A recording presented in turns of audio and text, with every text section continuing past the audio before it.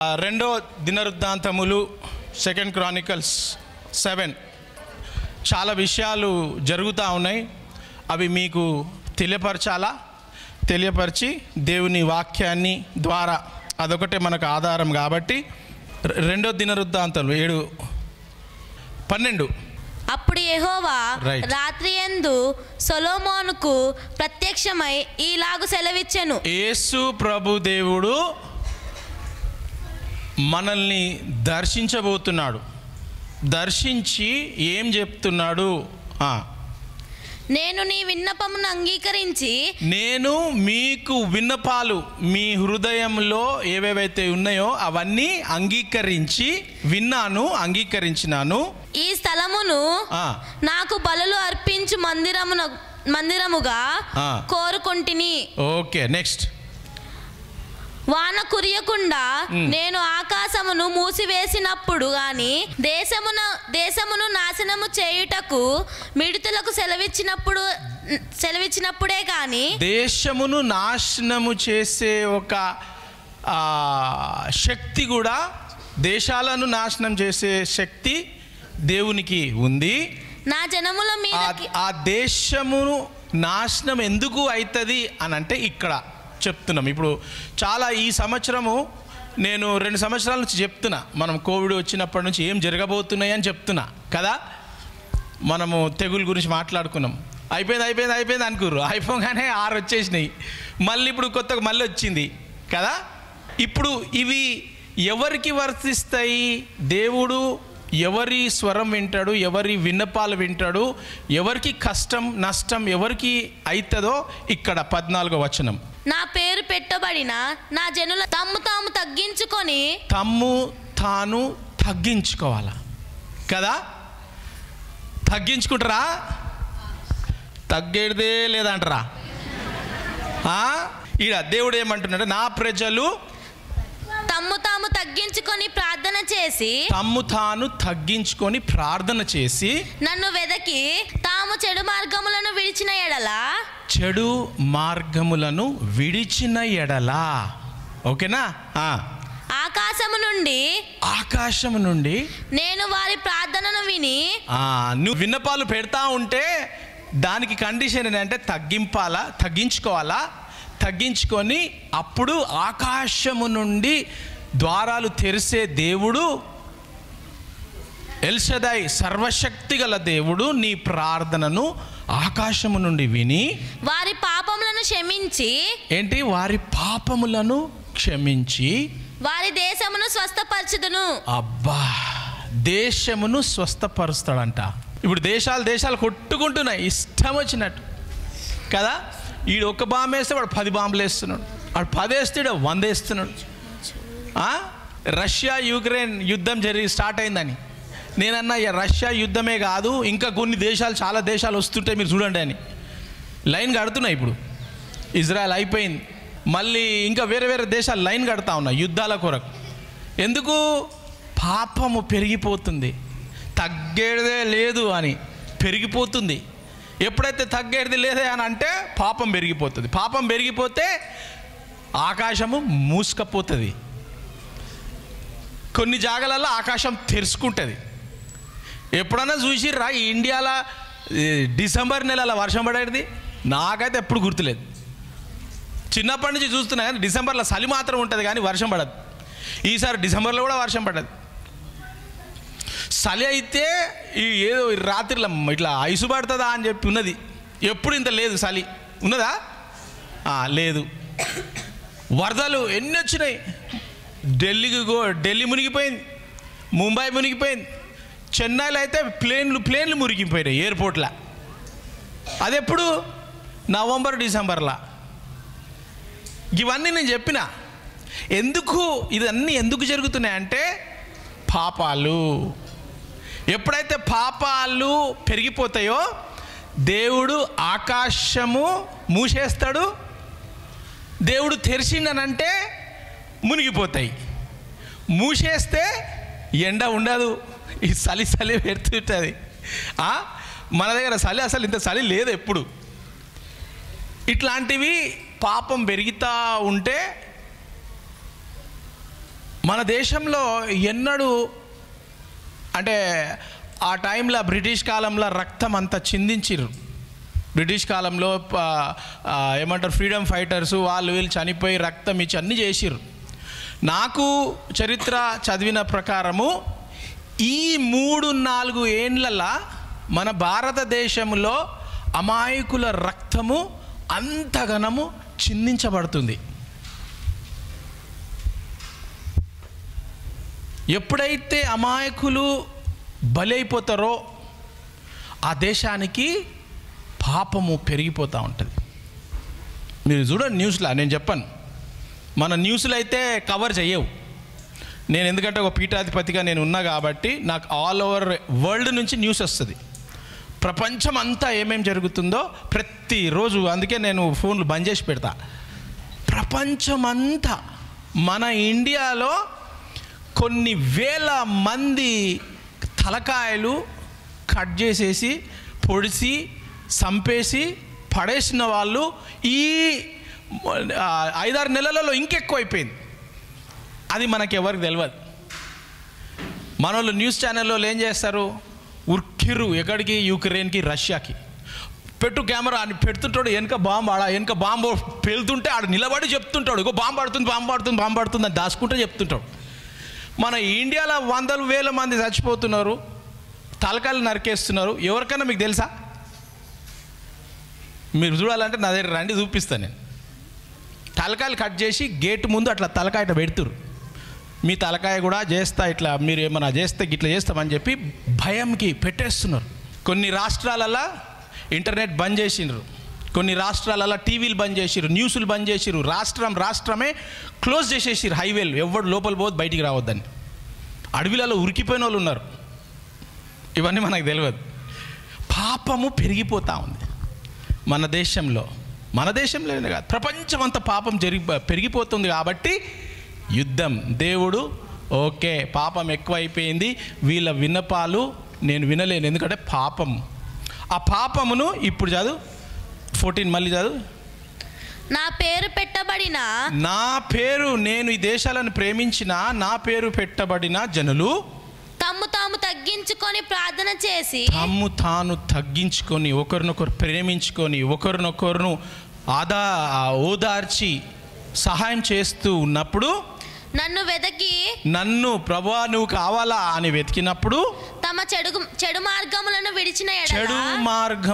విడిచిన ఎడల ఆకాశము నుండి నేను వారి ప్రార్థనను విని వారి పాపములను క్షమించి వారి దేశాన్ని స్వస్థపరుస్తాడు అంటే మన దేశం ఏమైంది, ఇతర దేశాలు ఏమైనాయి, రోగం ఉంది దేశానికి. అందుకే దేవుడు అంటుండు స్వస్థపరుస్తా నేను. ఎప్పుడు? పాపాలు ఒప్పుకోండి, మీరు చేసేది తప్పు, మీరు చేసేది ఇట్లా అట్లా చెయ్యొద్దు, రక్తం చిందించొద్దు, సంపొద్దు, కొట్టుకోవద్దు, వ్యభిచారం చేయొద్దు, ఒకరిని మోసం చేయొద్దు, తగ్గించుకోండి. నెక్స్ట్, ఈ స్థలమందు చేయు ప్రార్థన మీద నా కనుదృష్టి నిల్చును, నా చెవులు దానిని ఆలకించును. ఎప్పుడైతే తగ్గించుకొని పాపాలు ఒప్పుకొని నువ్వు కావాలా ప్రభు అని అన్నప్పుడు ఆయన చెవు వింటాడంట. నా పేరు ఈ మందిరమునకు నిత్యము ఉండునట్లుగా నేను దేవుడు ఎక్కడుంటాడమ్మా? మందిరం ఎక్కడుంది? ఎప్పుడైతే యేసు ప్రభు దేవుడు నీ హృదయంలో ఉంటాడో అదే మందిరం. ముందు కాలంలో గుడి కట్టి గోపురం కట్టి ఆడగట్టి ఈడగట్టి దేవుడు వస్తాడు కాదు. ఇప్పుడు దేవుడు ఇమ్మాన్యుయేల్ దేవుడు అనంటే దేవుడు పరలోకం వదిలిపెట్టి శిలువ మీద మన కొరకై మరణించి చనిపోయి మళ్ళీ తిరిగి లేచి మన హృదయాలలో రావాలా అని ఆ బలి ఆయన అర్పించిండు. ఆ బలి ద్వారా ఆ దేవుడు మార్గాన్ని చేసి మన హృదయాలలో దేవుడు వచ్చిండు. దేవుడు వచ్చినప్పుడు దేవుడు ఎక్కడుంటాడో అక్కడ ఏముంటుంది? మందిరం. దేవుడు ఉన్న దగ్గర మందిరం. ఎప్పుడైతే దేవుడు మీ హృదయాలలో ఉంటాడో అది మందిరం. నా దృష్టియు నా మనస్సును నిత్యము దాని మీద నుండును. ఏందంట? దేవుడు నీ కొరకు రక్తం చిందించి నిన్ను మందిరంగా చేసి ఆయన దృష్టి నీ మీద పెడుతుందంట. అబ్బా, దేవుని దృష్టి మన మీద ఉంటే ఇంకేంది కదా. నీకు ఏ అవసరం ఉంది, ఏ సహాయం కావాలనో ఆయన దృష్టి ఉన్నప్పుడు ప్రతిదీ కూడా నీ దుఃఖము నవ్వుగా మారబోతుంది, నీ అస్వస్థత స్వస్థతగా మారబోతుంది. డాక్టర్ రిపోర్ట్ ఇట్లా చెప్తే దానికి ఆపోజిట్ అవుతుంది. అట్లాంటి ఆయన దృష్టి ఉన్నప్పుడు, ఆ దృష్టి ఎప్పుడు పడుతుంది? మన పాపాలు, మన చేసే కార్యాలను ఒప్పుకొని ప్రభువా అని అంటే అప్పుడు మన దేశాన్ని, మనల్ని స్వస్థపరిచి మనల్ని ఆదుకుంటాడు. Next first verse, first, second, third. సొలొమోను తాను చేయు ప్రార్థనను ముగించినప్పుడు అగ్ని ఆకాశం నుండి దిగి. ఇది ప్రార్థన ఎవరు చేస్తున్నారు అంటే నువ్వు నేను చేసుడు కాదు. ఇక్కడ ప్రపంచంలో ఎప్పుడు ఇట్లాంటి రాజు ఉండలేదంట, ఉండడంట. దేవుడు చెప్పిన మనం స్కూళ్ళల్లో కూడా చదువుకున్నాం సొలొమోన్ రాజు అని. ఆ రాజు దేవుని దగ్గరికి వచ్చి, రాజుకి ఏం అవసరం ప్రార్థన చేయనీకి? సొలొమోన్ రాజు వచ్చి ప్రార్థన చేస్తున్నాడు. చేసి అగ్ని నుండి ఏమైందంట? ఆయన ప్రార్థన చేస్తే పరలోకము అగ్ని ఆకాశం నుండి దిగి అగ్ని ఆకాశము నుంచి దిగి వచ్చిందంట. దహన బలులను, ఇతరమైన బలులను ఆయన అర్పించే అవిట్లను అంగీకారము దేవుడు చేసుకున్నాడు. Next verse. యెహోవా తేజస్సుతో మందిరము నిండున యాజకులు అందులో ఆయన తేజస్సు మందిరంలో నిండిపోయిందంట. ఆయన మహిమ ఆకాశం మీదకి వచ్చి ప్రజలు పెట్టిన అర్పణలు ఇట్లా ఇట్లా మనం పెట్టినాం కదా సంచులు, ప్రజలందరూ ఇట్లా పెట్టిరంట ఆయన కొరకు.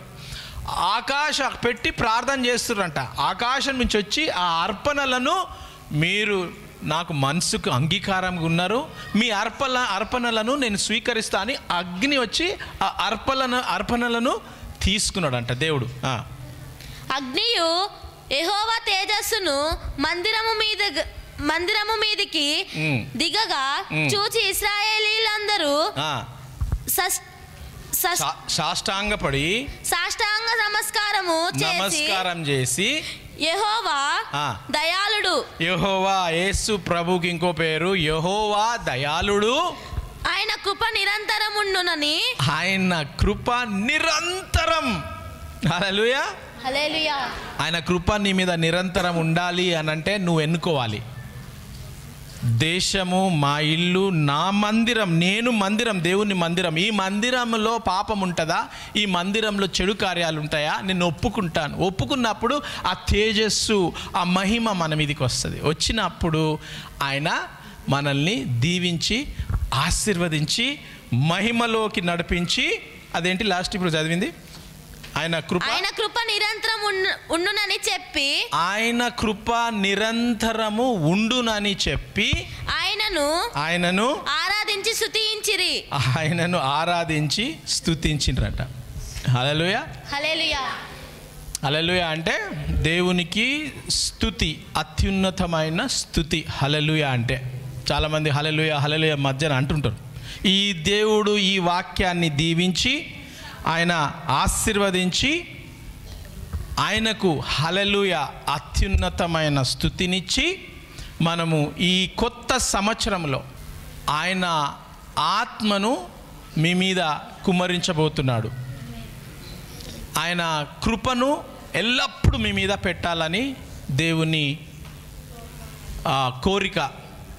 దేవుడు మరి చాలా విషయాలు నాకు బయలుపరిచిండు, అవన్నీ నేను చెప్పను. కానీ రెండో అపోస్తుల కార్యాలు 2:16 నుండి ప్రతి ఒక్కరి మీద ఆయన ఆత్మను కుమ్మరిస్తాను, వారిని నడిపిస్తాను, వారిని క్షమిస్తాను, వారిని నేను సహాయం చేస్తాను, వాళ్ళ ప్రార్థనను వింటాను, వారిని క్షమిస్తాను, వారి మీద తేజస్సు మహిమను కుమ్మరించి నడిపిస్తాను అని దేవుని వాగ్దానం ఈ సంవత్సరం 2024 2వ అధ్యాయము 16 నుండి 21 దేవుని వాగ్దానం. చాలా అంటే కొన్ని విషయాలు ఇచ్చిన టైం మనకు లేదు, కానీ మీ కొరకు అది దేవుడు ఈ సంవత్సరం 2024లో